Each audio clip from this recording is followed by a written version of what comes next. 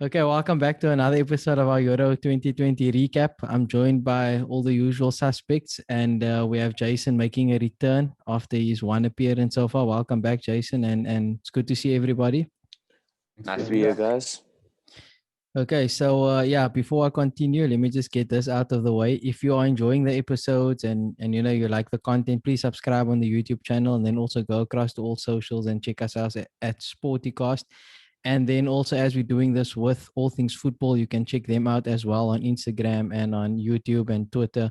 We'll put all of that in the description below. So just make sure you go and tag and follow and support the guys over there.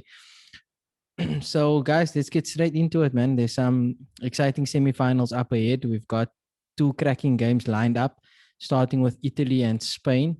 So, how did Spain get to the semifinal? Ahmed Faraaz, can you take us through that? They were very lucky once again.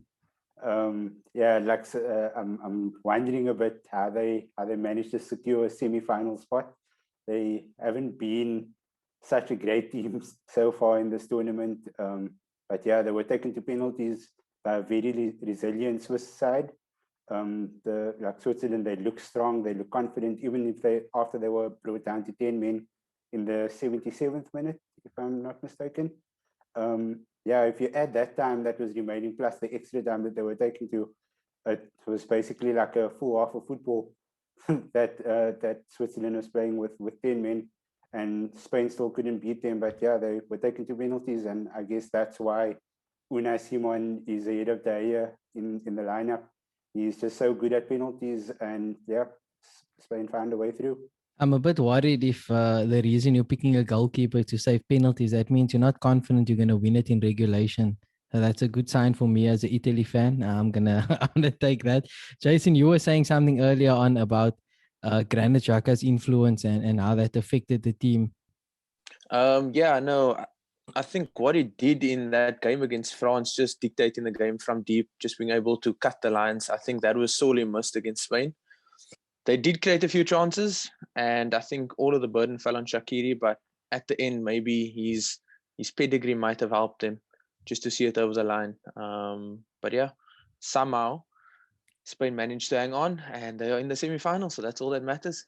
Yeah, I mean, we talk about this quite a bit, that we didn't really fancy Spain to go too far. But like you say, they are in the semifinals and they might just be hitting their stride at the right time. So it's going to be an interesting game for the Italians as well to take on that Spanish outfit who seem to have a really good manager, which I know I was on record saying that I don't really rate what he's been doing. But from what I can tell, the man management is the key aspect, and is getting players to perform, even though they might have started the tournament out of form, or it might have been a bit of a struggle. But tactically, that's a different story. But at the end of the day, he's getting the best out of his players. So, Wasim, anything that you saw from Spain that excites you going forward, or is there anything to worry about? I think Spain, they a team that they've got enough talent in their team to cause anybody problems. So I think on the day they'll have a chance against Italy.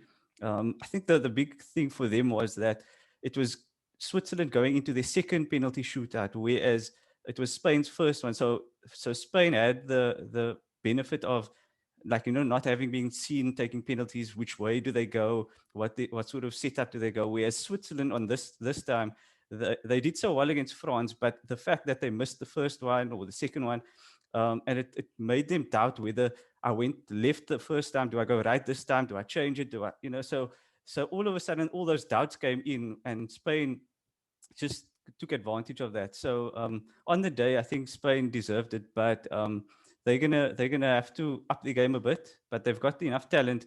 The likes of Pedri, who's really done well. I mean, he's 18, 19 years old, and he's really lighting up the Euros in terms of what he's doing for Spain. So they've got talented players. It's just a matter of whether they can be clinical, which they scored 5 goals in 2 games each against Croatia and Slovakia. So they've got it in them. It's just a matter of on the day, can they produce it again?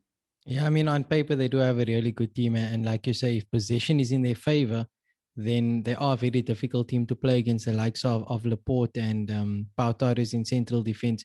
They do a lot of ball work. They receive a lot of the ball. They're passing it a lot. So these guys are comfortable on the ball. And with Italy, who like to play quickly and press, especially in the final third, it's going to be a challenge to see how those two defenders, along obviously with Busquets, who's brilliant. It's almost impossible to press Busquets, and then Pedri and those guys are able to control possession. It's going to be a big challenge. I see Mubeen sitting there just chilling, biding his time, listening to us and wondering, does it really matter if Spain come through or Italy come through, because it's coming home, right? It's definitely coming home. I just want to add my 2 cents worth from the Spanish game. I think they were lucky to come out on top on the night. I feel that as Switzerland were gaining momentum before that red card, I think they were doing all of the attack work. And had that red card not happened, I actually think Switzerland would have won that game at 90 minutes. It was just an untimely red card. And even so, when it went to penalties, I think the Swiss only have themselves to blame. And both teams took poor penalties on the night. The Swiss probably just had it the worst, but poor penalties from both sides, in my opinion. Yeah, tough. It's a tough situation because, I mean, you do practice it, but nothing recreates match, the pressure in that match situation. And like Wasim said, the Swiss had done it before. And, maybe it has put doubt in your mind, because do you go in a way that can be predicted, or do you just trust your instincts? And at the end of the day, I suppose you just have to execute to the best of your ability. And if you are doubtful, that's where mistakes creep in. So, yeah, tough one. A good thing for Spain, though. They threw, and if you're happy that Spain is sitting in the semi-finals taking on Italy. There's two of your big guns from a commercial perspective. So yeah, all winners, I suppose, in that regard. Moving on to Italy. So I think Italy did really well against Belgium. And yeah, for me, I think Italy, it's still a thing for me that they play as a team. There's no real stars in terms of like the Kylian Mbappe's of the world. They just have a good, solid team. And I really like that. And it's going to be, I think, a big challenge for them to take on Spain, because I think both teams are playing as units rather than one particular player carrying each team. So I think, yeah, Italy is going to do well. But, instead of me talking about it from a biased perspective, I want to hear more from you. So Jason, maybe you kick us off with what you see from Italy that you like, and especially in terms of their performance against Belgium. I think you had mentioned it, and we speak about this team cohesion that they have going on. There's no real stars. What I do enjoy from them is their ability to move the ball around quickly and be very incisive with those passes. So looking at the Spain-Italy game, where we have Spain and the very dominant midfield of Busquets, Koke, Pedri, coming up against Verratti and Jorginho, who are not bad ball players. I think that will be a very key game. I do think the loss of Italy's left back, I think it's Spinazzola. Oh, what a guy! That has now gotten injured. I think that will be a bit of a factor for them. He was up and down that left channel probably the whole night, and I think maybe it was a victim of his own excitement with that injury, trying to push it over the guy's head and run, where I really don't think it was necessary. But yeah, what's up with teams we support and left backs that get injured, man? The same with Arsenal, and Tierney keeps getting injured just when he starts looking good. I don't know what it is, man. Do you want me to start crying on this? Yeah. But look, I think besides that, I think Italy have a very good identity, and I think it's set up to be such a cracking game. And I think it was maybe Euro 2012 where they played each other in the group stages. Italy won, and then it went to the final, and then Spain won. So there's some history within this tournament, and I think that just adds to this clash that, I think it's happening on Tuesday. So going to be exciting. You also forgot about Barella, very good midfielder. So that trio, Barella, very good, really good. Well, I mean, and at the end of the day, Verratti's been so impressive, which is why I got this shirt on, as you can see, PSG. Verratti's been amazing. Like, Locatelli started off the guy in form. Everyone wanted to buy him. His value soared, and then Verratti regained match fitness, and he came straight back in. And you can see why. He's just a touch of quality above Locatelli, and maybe just different stages of their careers. The other thing you mentioned was Spinazzola being injured. He and Insigne on the left. They had a really good partnership and a good understanding. So it looks like Emerson will probably fill in that gap, and he's been a bit short of match fitness and reps, so it's going to be a bit of a challenge for the Italians because they really like to attack down that side, so they might have to adjust things a little. And I think Ahmed Faraaz, if you can maybe just touch on the Belgians, what did you make of their performance, and is their exit a fair reflection of their ability in this tournament, or did you expect them to go further? Look, the match, it was a great end-to-end spectacle, and I loved every moment of it. Both teams wanted to win the game. You could see the look on the Belgians, the Belgians' faces at the end of the game. They looked distraught, and they wanted it. They wanted it badly. They both had their fair share of chances, and it was always going to take something magical to win that game. And I mean, that's what Insigne did. Postage stamp, Courtois could do nothing. And yeah, like the Italians, they just found a way to silence Kevin De Bruyne. He hardly had any time to think on the ball. Like you spoke about Verratti, he was all over everything. He was covering every blade of grass, and I think once they silenced De Bruyne, that was the hub of the Belgian attack gone. Yeah, De Bruyne was playing injured though, which obviously comes out afterwards. But I mean, he did carry other injury into it, and I think they were a bit short on match fitness. But yeah, at the end of the day, Italy just looked a bit more hungry and a bit more clinical, because there was a time when Belgium looked like they could put a couple in the net. And the thing with Italy is, when you get a chance, you have to take it because they don't give you many. So Mubeen, when you saw Lukaku fluff that chance at point blank range, basically, were you getting some flashbacks of his time in a United shirt? Yeah, obviously. And then, your thoughts go, thank God he's not at the club anymore. But despite that, he is still a top quality striker. I think if you feed him and you supply him, he's going to put the ball at the back of the net. Very disappointed at the Belgian performance. I don't think they rocked up on the night and completely outplayed by Italy. Were brilliant on the night. And I don't think that Spain is going to stand a chance against Italy. I think coming out all guns blazing. Yeah, interesting. Yeah. So I don't mean to fire any daggers, but I'm just going to say that the Belgian defense did comprise of a couple of former Spurs defenders. So yeah, we'll just leave it at that. Wasim, your thoughts on? Okay, yeah, Mubeen, go. Just one more point. I think the one shining light from the Belgium side was Jeremy Doku. I think he had a good game. I think he's 18, if I'm not mistaken, somewhere around there. And every time he got the ball, he was running at Italian defense, and he made quite a few clean breaks past him. So I think that was the one positive for the Belgians on the night. Yeah, on that positive, I think that's an interesting way to get Wasim in, because we were just talking about these type of players, these wingers, young, exciting talents who can dribble and carry the ball well. So how does he compare to the likes of Saint Maximin and Ismail Assar? And do you think that there's a move for him coming up in the future? Pretty soon, actually. I think he is, because in the game, like when he did beat his man, he actually showed a good presence of mind to put in the correct pass, the correct cross. And you, like, for example, for the penalty that you won, like he was always coming inside for a few times before that, and then the defender kind of thought, okay, he's going to do it again, but then for the penalty actually went on the around him and stuff like that. So he showed that he has talent, but also the brain to play in that position. So I think it was, he was definitely the shining light. And Belgium probably didn't realize that the danger that he could cause. So they should have got him into the game a lot sooner, got him the ball a lot more in the game, because every time when he got the ball, it was like, oh no, something's going to happen. And so they didn't really, utilize that to the best of their ability, especially when De Bruyne was having an off day.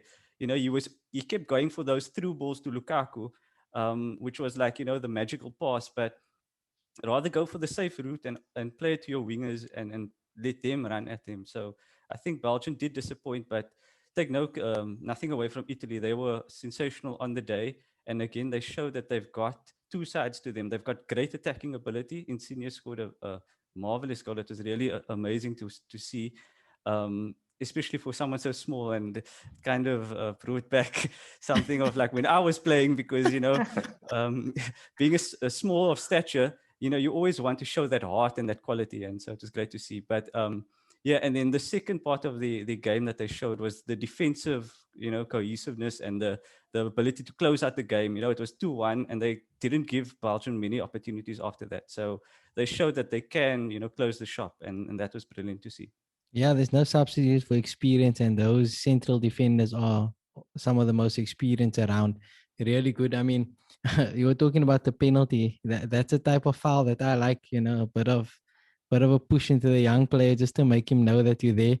But unfortunately, in today's game, they go over and it's a penalty. So yeah, that's the one side of the draw. We'll change gears now and head across to England side of the draw. Uh, Czech Republic and Denmark, very entertaining game. I actually saw Czech Republic coming out on top, and I was very surprised that the Danes were able to pull off that victory. But again, they're riding that Christian Eriksen wave. And Wasim, we'll come back to you here. Do you think the Danes have a chance to upset the English? I think they do. It's with them. It's a bit difficult because England are a really strong side and really strong defensively. So the Danish strength is the ability to attack. And I know you mentioned that they are riding the Christian Eriksen wave, which is true. But I think they're also going under the radar. They're actually a very good team, and the way they're playing, they've been excellent in terms of the way they pass the ball, their movement from the midfielders, or making runs forward. The attackers who are also, not afraid to run into the channels, and so they are actually a very good team. And I think we can say they deserve to be in the semifinals, based on the way they've played. They scored quite a few goals against Russia and Wales, and now against the Czech Republic as well. So they've got a good team, and they've got enough talent. But I think England will be too strong for them. But it's going to be an interesting game if Denmark can get an early goal, just to sort of make them believe that, listen, we're on the stage and we actually can be good enough. So if they get off to a good start, it will make it interesting. But other than that, I think England are just too strong. Yeah, that early goal is vital because it just opens the game up and makes it more entertaining, especially for the neutral. Ahmed Faraaz, I saw you agreeing with Wasim quite a bit there. Yeah, no, I think I mentioned in our WhatsApp group how impressed I was with Thomas Delaney from Denmark. Yeah, he's been so underrated this entire tournament. His movement has been good. His passing has been good. He's off the ball, like his vision, everything has just been like he's been like a complete midfielder for them. And it wasn't surprising yesterday when he scored the goal to give them the lead. Denmark looks good. I think England shouldn't really underestimate them in the semi-final. They could be a surprise package. But yeah, it's going to be a good one between the two of them. Yeah, and Jason, I think with the Danes, I mean, they'll go into it probably as the underdogs and nothing to lose. How does that mentality help you when you go into such a pressure situation? I think it works wonderfully because you are, at the end of the day, you are just going to play for the result's sake. I think everything lies on England's shoulders to actually bring it home, as they've been saying. I think maybe one of the curses that they have is that the English media have really just jumped on the train, and they are really expecting something great. I just want to point out from that Denmark against Czech Republic game, for that second goal, Kasper Dolberg's goal, they literally recycled the ball from the right back. They went centre back, midfielder. It went back to Vestergaard again. Played the ball to the left back, who's also been completely outstanding. Puts a peach of an outside foot cross in, and then Dolberg gets an end of it. So I think going into the game as an underdog is good. But I think they have lots of merit, so they should be going there believing in themselves. I think what would be interesting is that left channel versus England's right channel, depending on who England decide to actually start. I think Sancho did very well in their game, and that might maybe cause a little bit of doubt in that left back's mind. I think it's Joachim Mahler, if I'm pronouncing that correctly.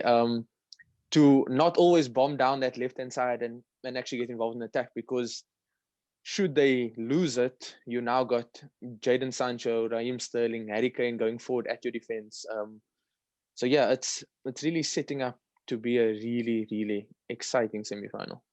Yeah, I think the English have a big chance of actually playing Trippier there because he's a bit better defensively. So that again, if he's fully fit and so on. But yeah, that Sancho unleashing of Sancho in the quarterfinal was a brilliant move from Southgate.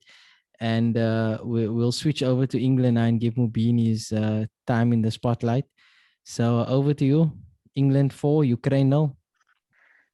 Yeah, I thought it would be a physical affair. It was that, but I think England obviously showed why they're there at that stage of the tournament. They showed their class, and like I said in the previous episode, I was hoping with that goal that Kane scored in the round of 16 that you would have the momentum going forward and start to bag a few, which he did. England they were brilliant on the evening. For me, probably their best game of the tournament so far, albeit against a weaker team like Ukraine. But at the end of the day, they still needed to get the result to obviously progress. Brilliant all-round performance from the team. I think probably Walker was probably had the baddest game out of the lot, but the rest of the 10 players all stuck to the guns and pulled out a brilliant result. Again, just glad that Kane, let's call it, is firing on all cylinders, because there's a semi-final and a final to win. So it's definitely coming home. Sweet Caroline. Don't get too excited, mate. I think England were good. I mean, you can't be not good and win 4-0, but a lot of guys came off early, which Southgate did to save people in terms of yellow cards and fitness and to try and avoid injury. So he kind of showed his hand a little bit also in terms of selection. He's probably going to stick to the same system, which is good for England. And like you said, Kane is firing again. But I think with this game coming up now, the midfield is probably the key battle, and England's midfield does look really good, Jason, with Declan Rice, Calvin Phillips, Mason Mount. I think that's his preferred starting trio, and I think he's going to roll with that in the semi-final as well. Definitely think that he will go with that. I think him bringing Henderson on early also shows that they have that experience that they can just pull into, which is a bit frightening, because looking at their squad on paper, you'd think that they have one of the best squads in the tournament, but now they're actually showing it. And even Henderson popping up with a goal, maybe he says, okay, Gareth, look, I've now scored a goal. What has Declan done besides just recover the ball and play, Maybe I can add something going forward as well. So it is a bit exciting to actually see that there's so many midfield options. And I'm actually glad that I'm not a coach and have to sit with that selection issue. Yeah, it's just nice to watch it. It's a good headache to have, I suppose, if you're in that position. You'd rather have more options than less. And that's the thing with England. And I think Southgate's done really well so far. It's going to be interesting to see how he approaches this game, because he's making changes, like this one change that you wonder, like, what is he doing? And then when you watch the game, you realize, okay, that's why, and it all makes sense. And he's done a really good job of keeping everyone involved. Sancho barely played 6 minutes up until that game, and then he plays almost the whole game, if not the whole game. And it's really good man management, and I think that's what's standing out so far for me across all the teams, is that the coaches are adapting a little bit and not just putting out their best 11 players and hoping for the best. They're rather looking at chemistry and how each player works within a system and so on, which is a bit different to what has been in the past. So guys, as we wrap up, I'm just going to go around, get some predictions. What is the final going to look like? So who progresses from this round? Wasim, we'll start with you. I think it's quite an easy one for me. Italy versus England in the final. Okay, Jason. I'm gonna go against my heart, and I'm gonna go with logic, and I'm gonna agree with Wasim that's what's gonna happen as well. Italy versus England. So when you say you're gonna go against your heart says Spain, right? Because I'm assuming England is a certainty for you. Yeah, I am. Although heart wants underdogs to win, and I would like Denmark to maybe cause an upset, but I think it would be Italy versus England. Would be a very nice final as well. So I don't mind it. Yeah, Mubeen, who do you want to see against the English in the final? Like I said earlier, it's definitely going to be Italy-England final. I don't see Spain giving Italy any trouble in that semi-final. Yeah, that's a bit On extreme. the basis of how they've played this tournament thus far. They've played. There's nothing to write home about it. I think again, like I said, they were lucky to get past Switzerland. So I see it as a England-Italy final. Look, And man, I see England winning it. I'm calling it now already. what did AF do to you, man? Why are you being so harsh towards his Spanish team? No. He didn't do anything to me. AF and I are good friends. But I'm wondering if it's because when you offered your internet, he didn't want to come take it. No. It's got nothing to do with that. You sure it's all on the pitch, you say? Look, It's all guys, on the pitch. I'm not disagreeing with anybody here. I'm going to go with Italy and England as well. I really don't see Spain getting past that Italian side. They are fast, they're fluid, they move the ball well, and yeah, they're going to be way too much for that Spanish side. Spain are lucky to get to the semi-final, and England is just going to be a cracker of a game. Looking forward to it. This is AF's reverse psychology move, eh? He's now putting it all on Italy, waxing lyrical, and then when Spain win, the WhatsApp group's gonna go berserk. Ping, ping, ping. Spain.